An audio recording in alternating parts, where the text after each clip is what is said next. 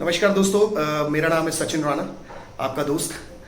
तो दोस्तों, आज का ये जो वीडियो है बहुत ही महत्वपूर्ण होने वाला है, क्योंकि मुझे बहुत दिनों से जो मैं वीडियोस कर रहा था आप लोगों के लिए, तो मुझे बहुत सारी रिक्वेस्ट आ रही थी कि मतलब Sachin, you make a video on one topic, जो टॉपिक आज पूरी दुनिया को खा रहा है।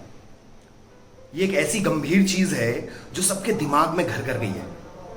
उस चीज का नाम है डिप्रेशन, अवसाद, मानसिक अवसाद, जो कभी कभी अपने देते हैं, कभी कभी पराये देते हैं, और कभी कभी आप उन अपने और परायों की चीज़ों को अपने दिल से बांध लेते हैं, अपने दिल से बांध लेते हैं, अपने दिमाग से बांध लेते हैं, और उसी के बीच में आप सोचते रहते हैं। जितना आप उसमें चिंतन करते हैं, उस चिंतन में आप और फंसते चले जाते हैं। तो ये जो डिप्रेशन है, इसके ऊपर मैं कुछ आपको चीज़ें बताना चाहूँगा, क्योंकि एक ऐसा समय भी था जब मुझे भी इस चीज़ से गुजरना पड़ा था।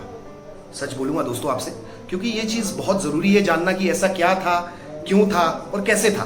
तो आज मैं आपके समक्ष आया हूँ सिर्फ इसी चीज़ को बताने के लिए कि मैं इन चीज़ों से कैसे उभरा, ताकि मैं चाहता हूँ कि आप सब भाई लोग जिंदगी में आगे बढ़े, जिंदगी में ऐसे ऐसे विजन्स, गोल्स, ड्रीम्स, उनको पूरा करने के लिए अपनी ताकत झोंके, ना कि बेफालतू की बातों का चिंतन कर कर।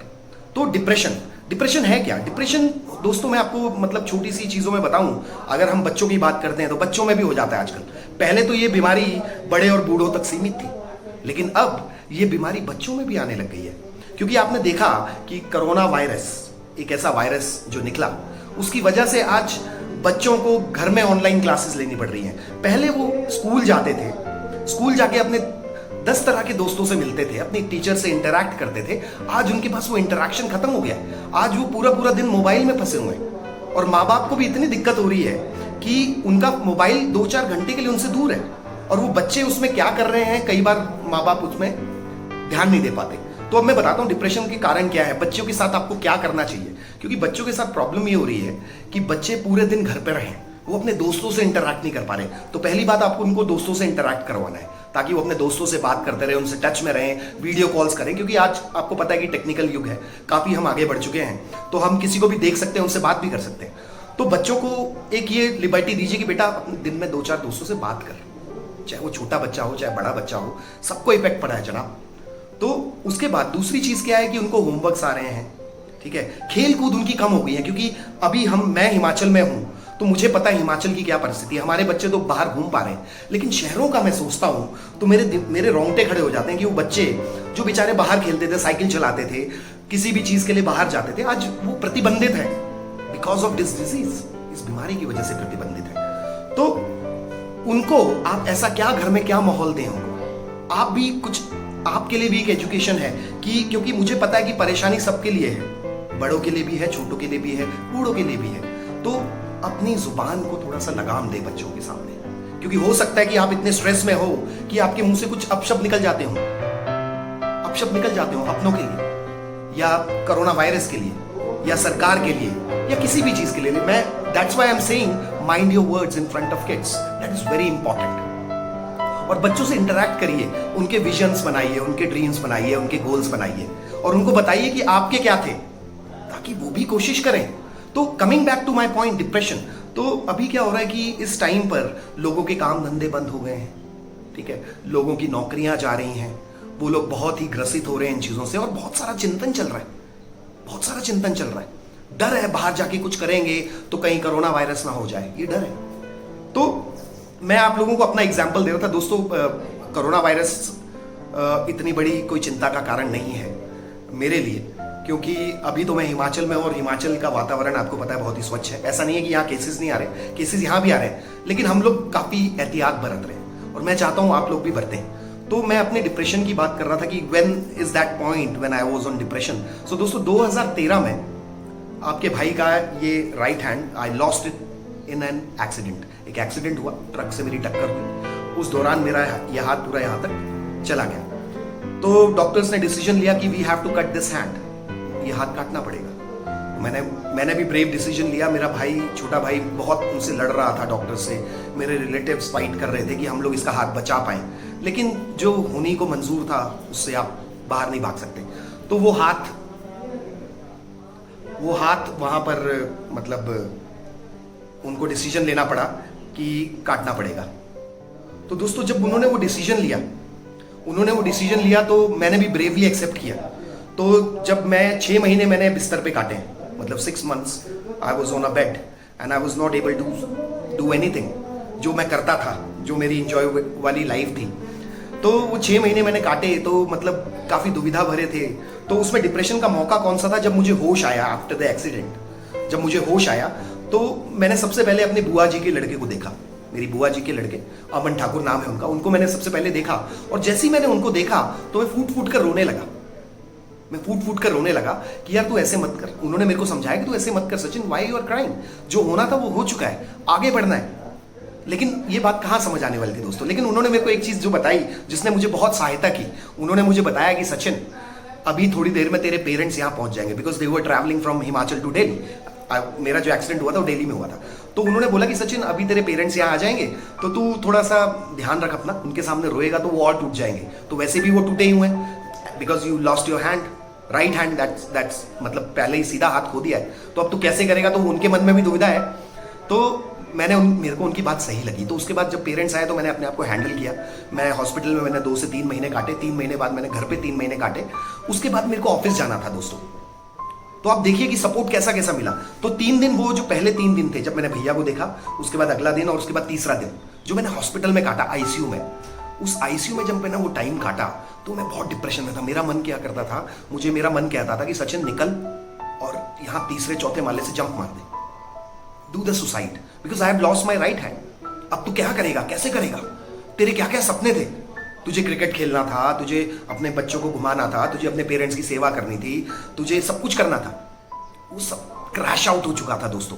एक नई जिंदगी की शुरुआत होना बाकी थी वहां से, लेकिन डिप्रेशन के साथ शुरुआत हो रही थी। तो मैंने सोचा था कि यार ये कैसे होगा और कैसे संभव है। तो वहां मेरी माता ने एक बहुत अच्छी चीज मुझे बताई थी। जब मेरा पट्टी हो रही थी एक दिन, तो मेरी माँ ने मेरे को एक चीज बोली थी। मेरी मॉम ने मुझे बोला कि बेटा अभी हो चुका है ना, अभी हो चुका है, तो बेचारा नहीं बनना। वो चीज मैंने गांठ बांध ली, मैंने माथे पे चिपका ली, बेचारा नहीं बनना, बेचारा नहीं बनना। कि किसी से भीख नहीं मांगनी कि मुझे ये दे दो, मेरा ये काम कर दो। एडवांटेज नहीं लेनी है कि जो भगवान ने आपके साथ किया है, अच्छा किया बुरा किया वो बात की बात है। लेकिन अभी आज एक्सीडेंट के 7-8 साल बाद मुझे ये महसूस हो रहा है कि जो भी हुआ अच्छे के लिए हुआ, पर आपको वो टाइम निकालना होता है। फिर उसके बाद दोस्तों 6 महीने बाद मैंने ऑफिस ज्वाइन किया।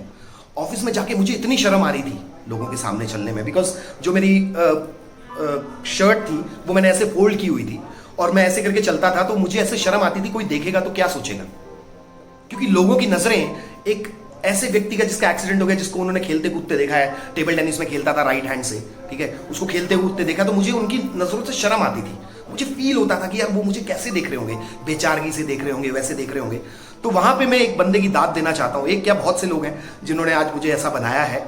कुशल अरोड़ा जो मेरी कंपनी के सीनियर मैनेजर थे, वो आए और उन्होंने मुझे कहा कि Sachin welcome back, welcome back. मेरे पेरेंट्स से भी मिले थे वो, बोले आपको चिंता करने की जरूरत नहीं है और आप बस अपना आइए ऑफिस में। आप यहाँ तरुण चौधरी मेरे मित्र थे जिनसे मेरी दोस्ती हुई, एडमिन में थे, तो वो एम्प्लॉय एंगेजमेंट देखते थे, तो उनसे मेरी मुलाकात कराई सर ने। तो उन्होंने बोला कि तू इनके साथ रहेगा और काम सीख। तो मुझे वो काम देना चाहते थे एम्प्लॉय एंगेजमेंट का, तो मैं उस काम से कट रहा था। तो मैंने उनको बोला कि यार ये काम मुझसे होगा नहीं।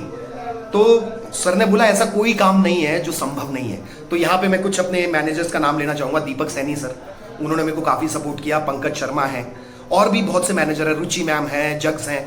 उन लोगों ने मुझे इतना सपोर्ट किया कि उन्होंने कभी ये सब दिखाया ही नहीं मुझे कि सचिन तुझे कुछ हुआ है। लेकिन वहीं पे ऑफिस में मुझे कुछ ऐसे लोग भी मिलते थे जो मुझे आके शोक जताते थे। मुझे ऐसे लोगों की जरूरत नहीं थी, लेकिन वो जताते थे। वो that is a human tendency, उससे आप बच नहीं सकते। लोग आके बताएंगे कि यार चलो जो हुआ बुरा हुआ, भगवान को क्या मंजूर था, ऐसी ऐसी बातें सुन सुनकर, मतलब आई was on 6 months I was on a bed.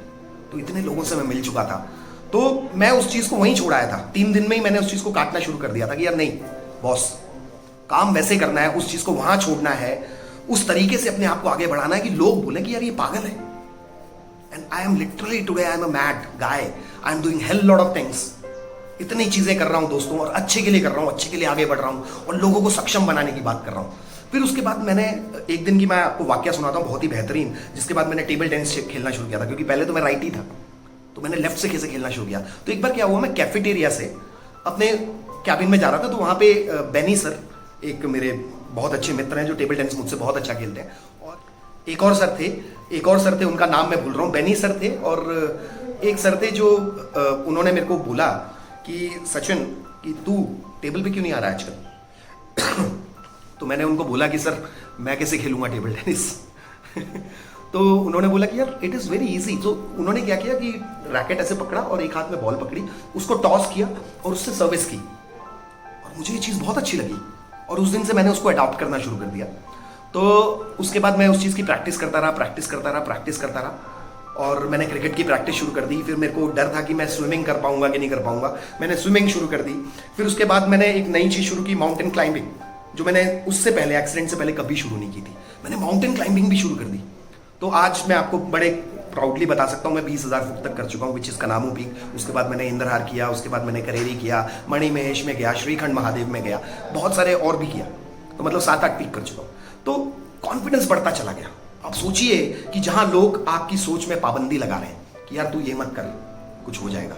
मुझे गाड़ी चलाने के लिए मना करते थे, सचिन तू मत चला।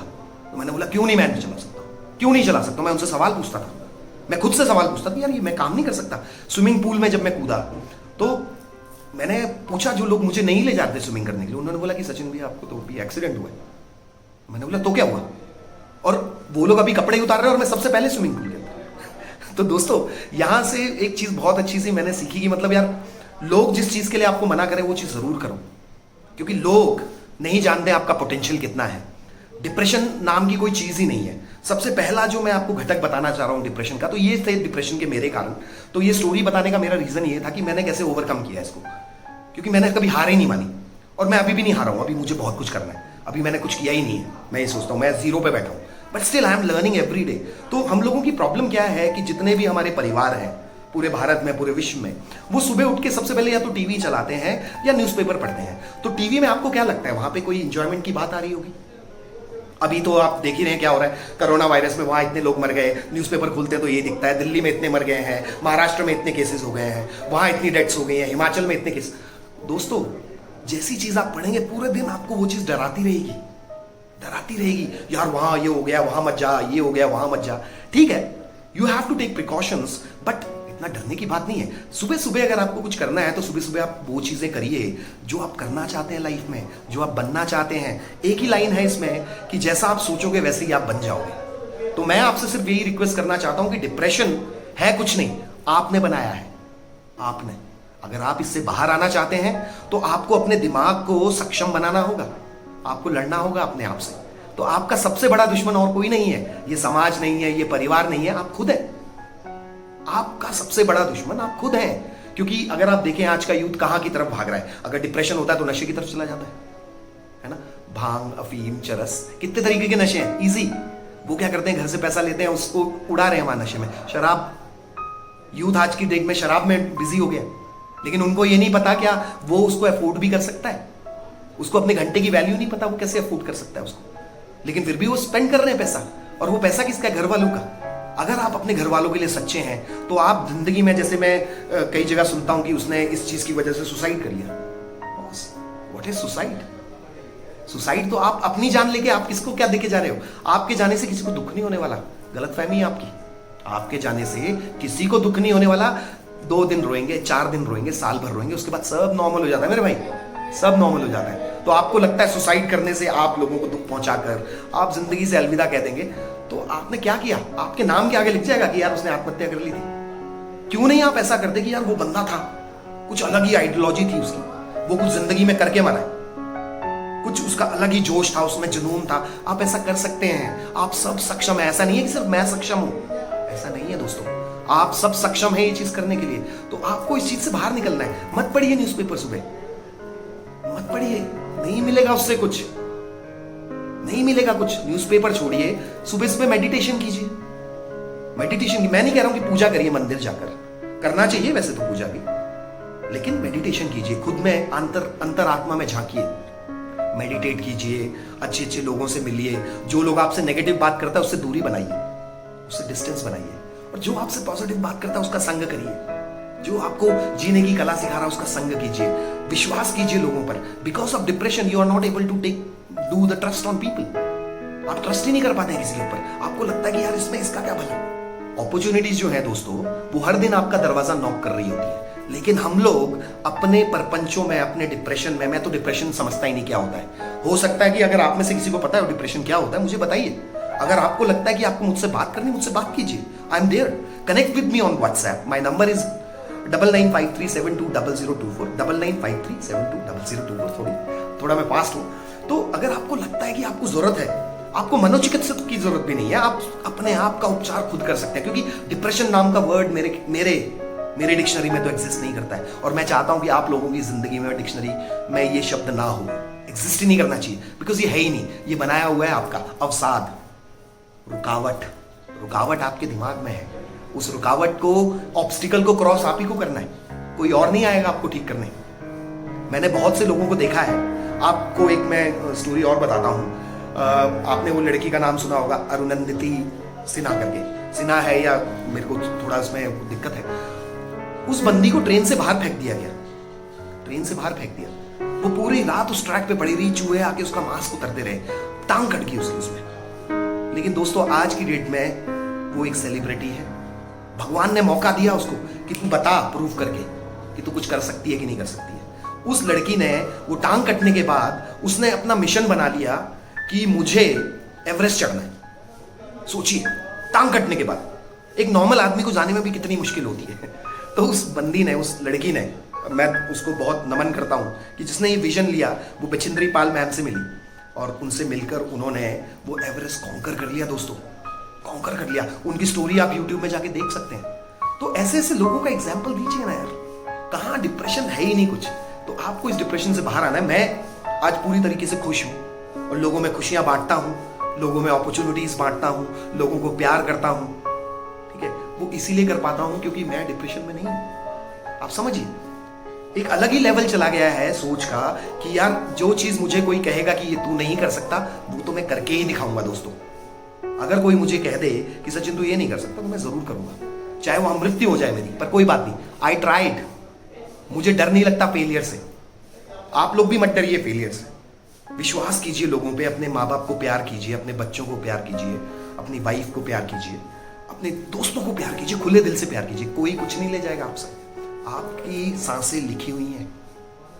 तो दोस्तों इन्हीं सब बातों के साथ डिप्रेशन के लिए मैं लास्ट में आपसे यही बोलूंगा कि यार कुछ नहीं करना है। वो जो मैंने आपको बात बताई कि आप सुबह सुबह उठिए तो न्यूज़पेपर और टीवी चैनल से बाहर निकलिए, और ये फेसबुक, व्हाट्सएप और इसमें टाइम वेस्ट मत कीजिए। आप आजकल देख रहे हैं आप गुड नाइट, गुड इवनिंग, क्या है यार ये?